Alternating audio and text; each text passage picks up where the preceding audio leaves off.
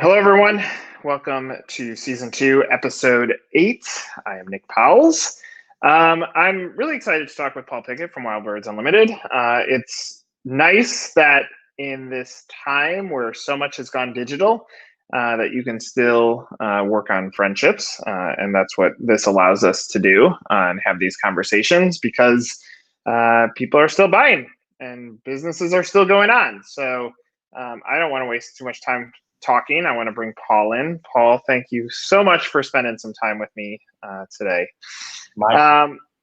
As we're turning these conversations, this ends up being specifically about you and your brand. And I would say, obviously, the audience out there is really the franchise buyer of who could be a potential franchisee. And the idea is that through this conversation, you and I are going to frame why you, why now. I will, before I let you kind of give an opening statement of how business is going and how the brand is sitting. I mean, the reality is you've already nailed the persona of your buyer, which so many brands struggle with because it's not as specific as it needs to be. That that you need to be a bird lover. If you don't have that in your blood, it's just not going to work out. And I think that ends up being part of the beauty of what you've created from a development standpoint. But I would love for you, just from a statement standpoint, how are things going? How are you positioning the brand right now? How do you feel about retail? What is the overall sense of positivity? I will tell you that things are going very well. We are incredibly fortunate that people are staying home, people are feeding the birds, and the birds are eating a lot. And so there's a lot of interest. And while I don't want to at all diminish the horrific effects that this has taken on the world. This pandemic has taken on the world. One of the things that people are looking for is just a small bit of joy in their life. And at Wild Birds Unlimited is what we do is, we deliver joy, the joy of backyard bird feeding. And our customer base has embraced that. And so we are selling a lot more bird food, and we have a lot more activity for people who have been downsized, or this is that time in life where it's like, these things are crazy. I want to take control of my own destiny, and they're doing it. And so we have had some really strong results of getting people who are very engaged and interested. Our lead flow is up. We are having strong results. Our franchisees and our franchise support center staff are busting their humps, and they're working really hard and working really long hours. And that is challenging, and yet has been really productive and is working. So I want to provide a few statements, and I love your reaction to them. So one, I completely understand what you're saying.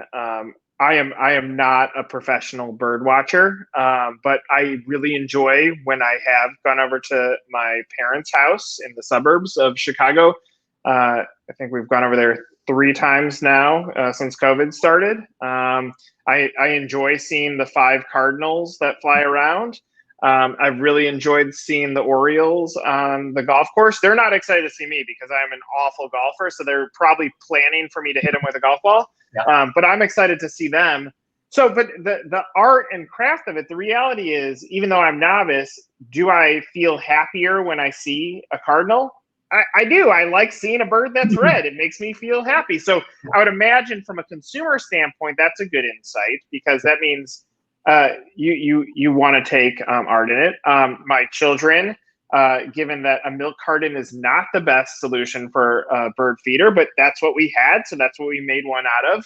So it creates like some sort of energy or joy around that. And if you look at the whole pet business period, adoptions are up, returns are up, but adoptions are up.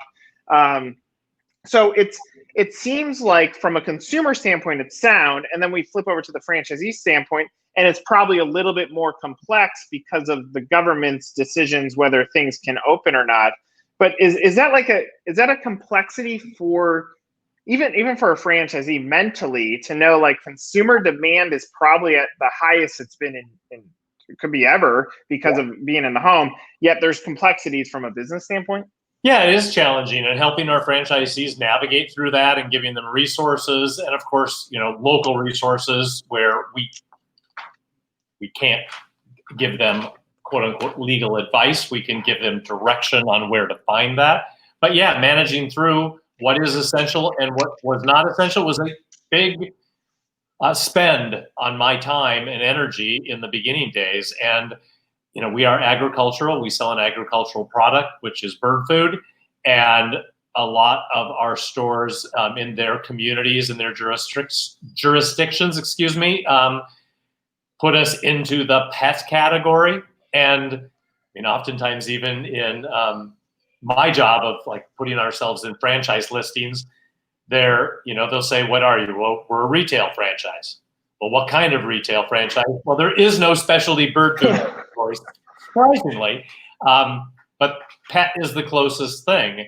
And so that has been very helpful because pet and agriculture was considered essential.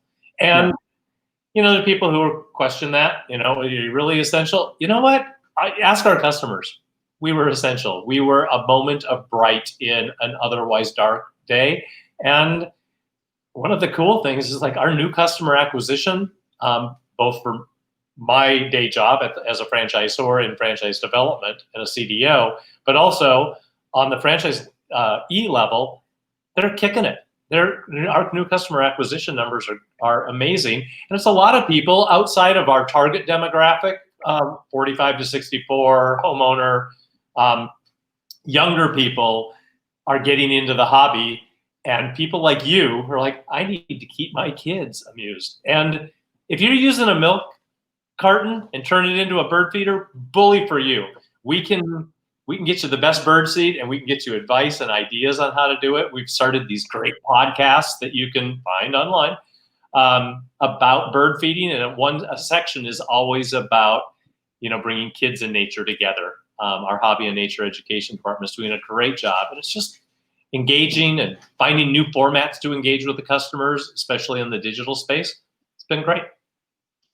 For your franchise owners, what percentage are 100% in with the brand versus have a job in addition to owning a store? I hate that, but good question. I would at least one of the owners in nearly 100% of our stores are 100% in. And in a lot of cases, both members of the team, whatever the combination, husband, wife, partners, whatever, they're both. Many of them, they're both in. Well, so I think that's an interesting insight, because if COVID is accelerating anything, it's accelerating the concept of mortality, which means at some point you say, I'm done doing the things I don't enjoy. I'm done dealing with assholes. I'm done dealing with whatever it is that it's like, it's not worth it when you're looking at a timeline that is born to death, shrinking, and you get to the point of saying, I want to do something that I enjoy. So you take the first insight of, insert person saying, I enjoy watching the Cardinals in the backyard, have an experience where they're like, I'm tired of my job being turbulent, being now, you know what, I'm ready to do this. And this is a passion. This has so much passion behind it. Exactly. We just sent franchise agreements out 2 days ago to a couple in Florida, in the Dr. Phillips area, is where they live, the west side of Orlando. They live in Winter Garden, stores will be in Dr. Phillips. And they've had amazing careers. They're amazing people, have come with retail background, real estate background, but just strong career paths and big drivers. They're just ready to do something together that they can do that is sustainable, that has a really strong financial component to it, but something that they can spend their day with, doing something they love, sharing the joy, we always talk about counting smiles and really helping people engage with nature and making the earth and the environment and birds a bigger priority for everybody, so they can feel really good about what they do every night when they go to sleep. And they just cruise through the system. I'm so excited to welcome them to our team. So many franchisors struggle on figuring out the why them, why now. And that line, I think, is so critical in a franchise sales process, to having that defined. Yet they struggle. They're like, well, why would someone want to buy now? Because now is better than ever. But it seems like you know that you have a franchisable brand, period, no questions asked, when you don't even need to figure that out, because you have those. Define your culture. Lead with your culture. It's not that hard. Nick, it's really not that hard. Lead with your culture statements. Go to your mission, your vision, your value statement. That is why. That's always, well, if you're going to be sustainable and you're going to be good and you're going to be around for a long time, and I've been with this brand for 31 years. I started my career here and will end my career here. You got to tie into your culture, and that has to be part of your messaging so that other people know what that culture is, so they can self-assess whether they're a good match for it. And then, of course, good development people ensure that that is true as they go through the process. I would imagine, though, you don't do a lot of selling, though. I mean, that's what I'm getting at. Like, they come to you and they've made the decision that this is the right fit for them. You end up you are true development in there. And I think that culture piece is important. And I think brands and look, this is not a criticism of brands. There are franchise salespeople that they are there to sell. You put the widget in front of them, and whatever that widget is, they're going to sell it. But that's that doesn't, I don't know that creates sustainability like something like this. And that's probably why you're in a good place. Well, and also, especially during this time. So I was talking to a really good friend of mine in franchising this morning, and I guess you said asshole, so I can say shits and giggles. For shits and giggles, he reached out to a brand to gather some more information. His brand name is in his email address. And he got back an email from the company that brand outsourced their development to, that said, and he's sending it to me today, but I'm going to paraphrase. I haven't actually read it, but the email said, before I spend my time talking to you, here is a form to fill out. What kind of culture is that? Have we changed a few things in development at Wild Birds Unlimited? Yeah, sure we have. What we've changed is that we're more available. We're more transparent. We're more communicative with our candidates. And this whole working from home thing, which I thought I would hate, and my team too, they love it because you can just block and tackle your day a lot differently, and you can meet candidates where they are, where they need to be met, a lot easier. And now is the time to not be saying, fill out the short form, fill out the long form. It's time to say, let's have the conversation. Let's talk about what we can bring to the table and why our franchisees love us and why our customers love us. And let's learn more about each other in a very low effort and yet a very low commitment format, and be more transparent. And I just don't get it, and it absolutely annoys the heck out of me, because what it does is it puts a pallor over franchising when other people do that. I think part of it is, and I get it. Everybody has a number, and sometimes numbers and growth. You have a CEO that spins the wheel and says, "I want 30 deals next year," right. And you go, "Well, how many did you do last year?" And they go, 10. And they go, "Okay, so the budget's triple," and they're like, "No." Like, so how does this happen? And then all that does is it puts stress on the business, because then the sales guy is going to go through, or lady is going to go through a process that is really built to sell, not to bring in deal value. Yeah. So the truth is, and Paul, you get a lot of pat on the back because you've been loyal, you've been committed, you've proven for 31 years that you're going to put people into business in a sustainable way, and you care deeply about their success. You have tools that 99% of people in development don't have, but you can learn from this and say, treat people the right way, be kind, don't oversell in these processes, and automatically you're going to grow your brand. Well, it also, I like to think of myself as a nice guy, but I'm not just a nice guy. You also, if you do it the right way, you have happy franchisees, and then you don't have to ever do it the wrong way, because happy franchisees beget more happy franchisees. Right. And anybody, it's why we put validation number one, right up front in our process. And it's the only way to make it sustainable. Yeah. I mean, and I think you're humble with that stuff, but every time I've talked with a franchisee and ultimately said, why did you buy? It doesn't seem like they don't buy based on the product. They don't buy based on the money. Those are check mark items that they have to have, but they go back to the conversations that they had with leadership team that made them feel confident that this team is going to make them successful. Like, that's where it comes back to. Right. How did they make me feel? And did they continue to make me feel that way after I signed my contract, after I got out of training, after my first year, after my 5th year, after my 30th year? That's what you need to think about, is just continuing consistency, transparency, communication. I mean, it's not rocket science. Now, am I ever going to get the award for, Paul Pickett awarded 150 franchises in a year?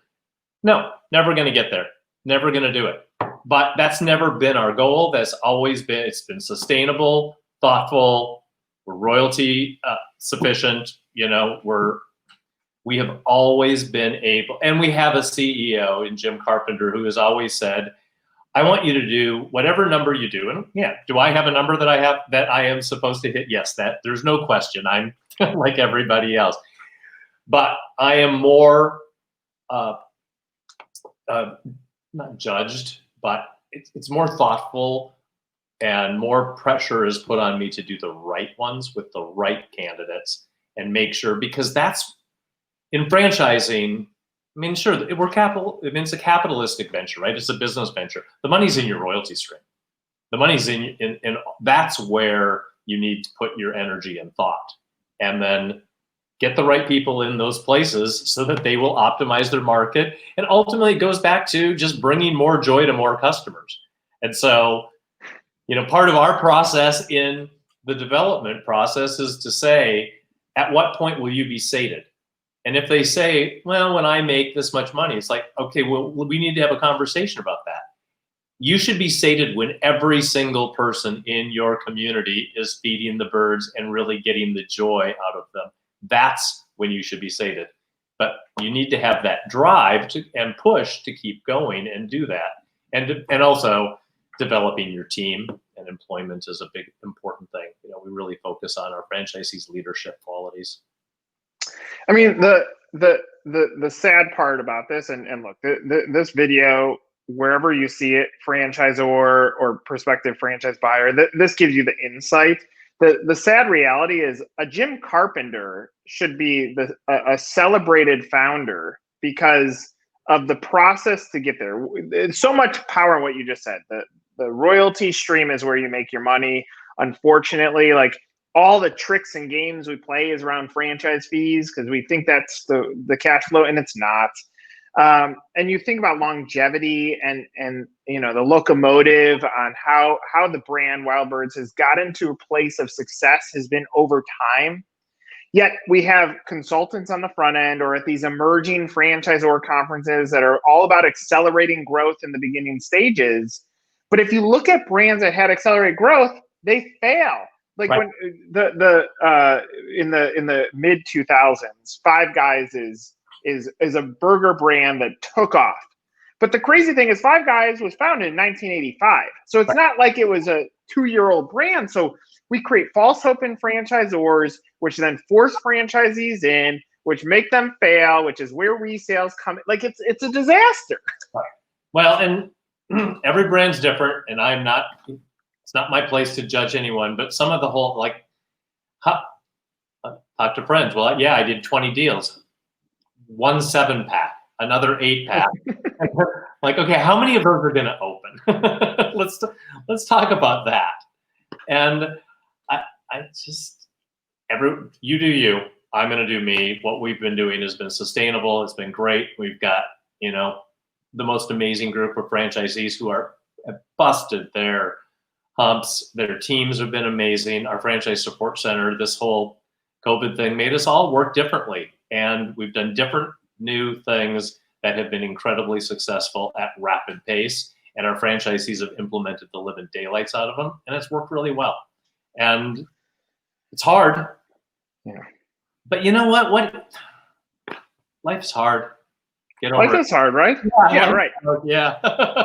Yeah, you know, I think that data point is interesting. I mean, I collected baseball cards as a child, so I'll use that as a relatable thing. And the first thing that I would look at the back, I would flip over and look at the statistics of the player. I'd be like, how many home runs have they hit over their career? And I look at it, and home runs are not sustainable. Those are one moment things. So we're enamored. We go to these franchise conferences and it's like, how many deals did you do last year? And that's not the number. Like at some point it turns into, how long is your average franchisee in business? Yeah. How much deal value have you brought to a company? How long have you been at a company? Like when that data starts turning, and for franchisees that are trying to find the right brand, I would start asking those questions. Where do you sit on the Franchise Business Review franchisee satisfaction score list? I mean, we've been doing that forever. We are reviewed. And my annual performance plan has a lot of different variables, but everyone in my company, everyone at Wild Birds Unlimited, our FBR scores are part of our annual performance plan. That's certainly development is development, and the rest of the team, there's 3 of us in development and there's 47 in all of the other areas, whether it's coaching or marketing or product or retail concepts, hobby and nature education, blah, blah, blah, blah, all of those amazingly important departments. But we're all held to that same accountability of our franchise business review scores, because that makes a difference, and we need happy franchisees because that's what we're there for.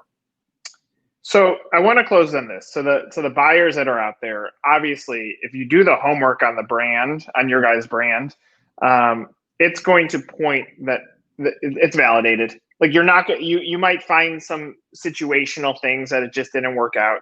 That's most brands, but you're going to see validation here. The why you is very established, and the why now. I guess part of that is built on, inventory is declining because people are buying into the system. Every time another market gets sold, it's declining. So the why now, at your point, is you are in somewhat of a snowball effect for the brand where good territories are being swallowed up. But give the closing statement of who do you want coming to the table right now, and what makes you passionate behind them? Who I want coming to the table right now is somebody who certainly matches our focused description of what makes a great franchisee. But I think that right now, what we have learned even more so, we've always known this, but even more so, is somebody who is able to take on the bobbing and weaving that is required when life throws gigantic change at you. I mean, if you can't, there's an old saying that I love that says, change is inevitable, growth is optional. If you don't have people coming into your brand, and especially our brand, who are willing to grow and adapt to everyone hates the word new normal. Charles is, I love him because he was like, I hate it. And not a gigantic fan either. But it is a new landscape, and you have to be able to adapt to it and to take advantage of the silver linings. I mean, one thing, there are silver linings, right? People are home, so they're feeding birds. Sorry about that. I'm one of those guys that adopted a dog. You're so sweet. My thing, one of my favorite sayings is that, every cloud has a silver lining, and if you focus on that silver lining long enough, all you see is silver. Yeah. You don't see the cloud anymore. So that is what we are really looking for, is people who see that silver and really are willing to do the research, be focused, follow the plan, but keep your mind open to opportunities, because that's what it's going to take to continue to succeed in this ever-changing world. Well, year after year of knowing you, you continue to have similar stories, and the consistency's there, and clearly the reward is in everything that you've put in place. I appreciate the friendship. I appreciate this conversation. And for anybody that's watching this, if this doesn't give you or get you jazzed up about this brand and you love birds, I do love birds. I'm an ornithologist. That's what I went to college for. Yeah, right. I have to say something too, though, because, and full disclosure, we use your company to help us. Yeah. And I will tell you that it came out immediately, and your team reached out and said, we need to adapt. We need to change. We need to, not going to use the P word, but we need to make some changes that are going to be thoughtful. We want you to listen to what your candidates are asking and talking about right now. What were the most common questions for the last 10 days? We wrote them down. We worked with your team. We changed that to answer those questions up front, and made edits to our digital side, our website, and some of our conversations, been planning, and got great ideas, and it has worked like a charm. And so I do need to thank No Limit in 1851 for all of the support and extra help that you've provided during this time. And you guys were right there with us when we needed you to stand next to us, not behind us or not in front of us. You were right there next to us. So thank you. Paul, I appreciate that statement. I know my team will too. But that comment of, if this taught us mortality, and has definitely put the not interested in working with assholes, you make it very easy to work with your business too, because whether you like it or not, you are a good guy, and you know, when life is short, that makes things so much more enjoyable, and that's the culture piece. So lead with culture every day. Paul Pickett, thank you so much for our conversation. Thanks, Nick. I appreciate it. Stay strong, stay safe, all that stuff.